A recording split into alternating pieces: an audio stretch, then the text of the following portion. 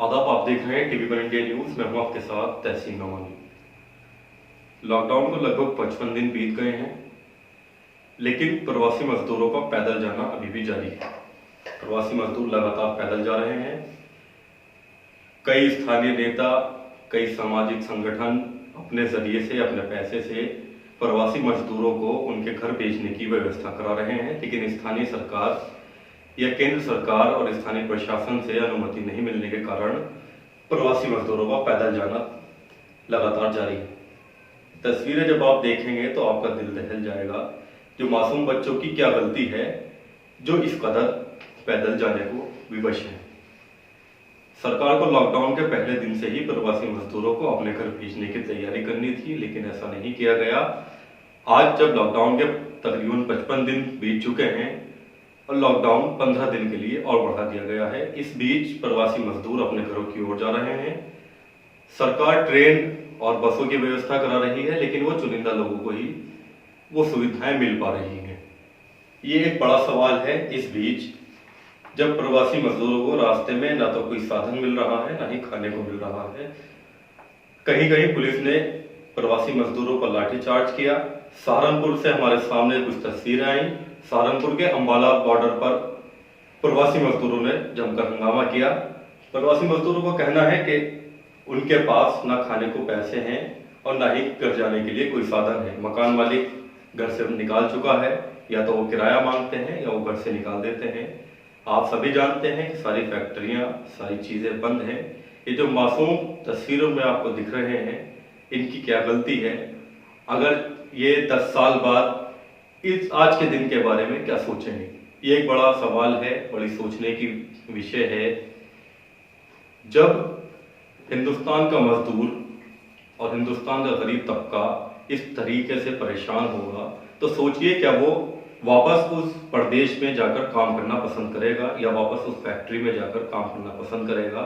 ये जिन फैक्ट्रियों में काम करते हैं, वहां आपके और हमारे लिए ही हमारे साधन के चीज बनाते हैं, लेकिन सरकार ने इस तरफ ध्यान नहीं दिया। सरकार लॉकडाउन के पहले दिन से ही अगर इस व्यवस्था को जारी रखती, लोगों, प्रवासी मजदूरों को या तो उनके खातों में कुछ रकम या उनको राशन या उन लोगों के लिए कोई ऐसी सुविधा मुहैया कराती जिससे वो पलायन ना करते। प्रवासी मजदूर इस वक्त बेहद परेशान हैं। हम भी अपने फेसबुक लाइव के जरिए आप तक तस्वीरें पहुंचाते हैं। आपको बहुत सारी तस्वीरें देखने को मिलती हैं, लेकिन ये जो मासूम बच्चे हैं, घूम फिर करके सवाल वही है। कोई साइकिलों पर अपने बच्चों को बिठा करके लेके जा रहा है, तो कोई पैदल अपने बच्चों को लिए चल रहा है। कहीं के रास्ते में का हादसा हुआ है, वह बहुत दुर्भाग्यपूर्ण है। सरकार को इस ओर ध्यान देना चाहिए। हालांकि औरंगाबाद में भी 17 मजदूर ट्रेन से कटकर मर गए थे, लेकिन उसके बाद भी सरकारें नहीं जागी। सरकार ने प्रवासी मजदूरों को घर भेजने के लिए कोई इंतजाम नहीं किया। जब हमारे सामने ऐसी तस्वीरें आती हैं, तो क्या ये सरकार तक नहीं पहुंचती होंगी? ये एक बड़ा सवाल है। जब ऐसी तस्वीरें, औरंगाबाद जैसी तस्वीरें सरकार के सामने तक पहुंचती हैं, तो क्या सरकार तक ये तस्वीरें नहीं पहुंचती जो लोग बॉर्डर पर हजारों की तादाद में खड़े हैं? इन प्रवासी मजदूरों का दर्द सरकार को समझना होगा और सरकार के साथ साथ मीडिया को भी निष्पक्ष होकर ये दर्द सरकार तक पहुंचाना होगा। सरकार को अपनी ओर से बहुत सारी ऐसी व्यवस्थाएं हैं, बहुत सारी ऐसी कमियां हैं जो दूर करनी होंगी। अगर बात करें 20 लाख करोड़ के राहत पैकेज की, तो 20 लाख करोड़ का राहत पैकेज उन मजदूरों के लिए होना चाहिए था जो अपने घरों की ओर पलायन कर रहे हैं। प्रवासी मजदूर इस वक्त बेहद परेशान है। सरकार 20 लाख करोड़ के बजट की तो घोषणा कर चुकी है, लेकिन उसमें इन मजदूरों के लिए कुछ नहीं रखा गया है। आपको सरकार अपना बिजनेस बढ़ाने के लिए लोन देगी, जिस लोन को आपको चुकाना होगा। जो लोग कयास लगा रहे थे कि 20 लाख करोड़ में से 15,000 या 20,000 या 10,000 रुपए एक प्रति व्यक्ति को हिंदुस्तान के अंदर 130 करोड़ की आबादी के अकॉर्डिंग मिलने वाले हैं, तो ये सभी दावे गलत साबित हुए हैं। सरकार आपको कर्जा देने की तैयारी कर रही है। अगर मैं बात करूं, राहुल गांधी जमीन पर बैठ करके मजदूरों का दर्द समझ रहे हैं, मजदूरों से बात कर रहे हैं, अपनी गाड़ी से उनको उनके घर तक भेजने का काम भी कर रहे हैं, लेकिन वित्त मंत्री उसको ड्रामेबाजी बताती हैं। अगर ये ड्रामेबाजी है तो ये ड्रामेबाजी सरकार को करनी चाहिए थी। ये बड़ा सवाल है कि अगर राहुल गांधी आम आवाम के बीच जाकर के उनका दर्द समझ के उनको घर तक पहुंचाने का काम कर रहे हैं तो ये ड्रामेबाजी सरकार को भी करनी चाहिए थी। लेकिन ना ही केंद्र सरकार ने और ना ही राज्य सरकार ने इस ओर ध्यान नहीं दिया। चुनिंदा लोग ही बस और ट्रेनों के जरिए अपने घरों की ओर जा रहे हैं। सोचने की बात यह है कि देश की वित्त मंत्री इस चीज को ड्रामेबाजी बताती हैं जब देश भर में कोरोना महामारी फैली हुई है।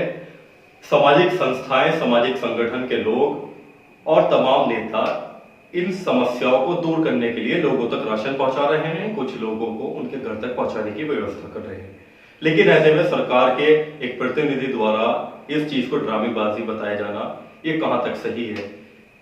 एक चीज ये भी है, प्रवासी मजदूर जिस तरीके से पैदल घर जा रहे हैं, अगर ये चुनाव का माहौल होता तो सोचिए क्या होता। अगर इस वक्त हिंदुस्तान के अंदर चुनाव का माहौल होता या किसी भी एक राज्य में चुनाव होते तो आपके लिए बसें भी फ्री होती और नाश्ता भी मिलता और हो सकता है कुछ पैसे भी मिलते। लेकिन ऐसे समय में जब ये विषम परिस्थिति है, लोग परेशान हैं, ऐसे समय में सरकार न फ्री बसें दे पा रही है ना ही उन लोगों को। सोचिएगा कि अगर हिंदुस्तान के अंदर इस वक्त चुनाव होते हैं तो क्या फिर भी ये प्रवासी मजदूर, ये गरीब आवाम, ये गरीब तबका इसी तरीके से पैदल जा रहा होता। जितना नेता अपने चुनावी रैलियों और अपने भाषणों में अपने आप को मीडिया में दिखाने के लिए खर्च करते हैं, अगर इस समय उन पैसों को यहां खर्च किया जाए तो शायद मैं समझता हूं कि यह आवाम दोबारा से आपको उसी कुर्सी पर बैठाएगी। लेकिन ऐसा नहीं, क्योंकि हिंदुस्तान के अंदर अभी चुनाव का माहौल नहीं है। इस तरीके का काम नहीं होगा। चुनाव की रैलियां में बसें फ्री जाती हैं, किराए पर लोग जाते हैं, लेकिन इस समय ना चुनाव है ना ही दूर तक सरकार बनाने के कोई अंदेशे हैं, तो ये लोग पैदल ही जा रहे हैं, रास्ते में मर रहे हैं। इस और ध्यान देने के लिए सरकार तैयार नहीं।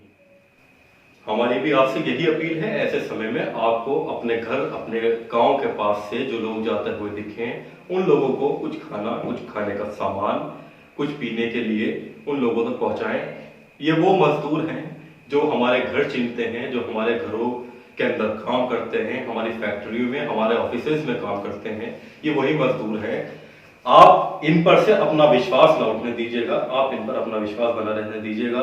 जिन फैक्ट्री मालिकों ने और जिन मकान मालिकों ने ये नीचता की हरकत की है, इन लोगों को निकाल करके, ये बेहद ही दुर्भाग्यपूर्ण है। सरकार को उन लोगों पर भी कार्रवाई करनी चाहिए। और आपसे भी यही अपील है कि आपको ऐसे प्रवासी मजदूर जहां पैदल जाते दिखे, हो सके तो स्थानीय प्रशासन से कहकर उनको किसी वाहन की व्यवस्था कराएं और अपने पास या अपने ग्रुप के जरिए उन लोगों तक खाना पहुंचाने की भी व्यवस्था कराएं। तस्वीरें जो हमारे सामने आ रही हैं बहुत चिंताजनक है, बहुत सोचने वाली बात है कि भारत जैसे देश में जब ऐसे कंडीशन है तो ये बड़ा सवाल है, बड़ी दिल को तकलीफ ये तस्वीर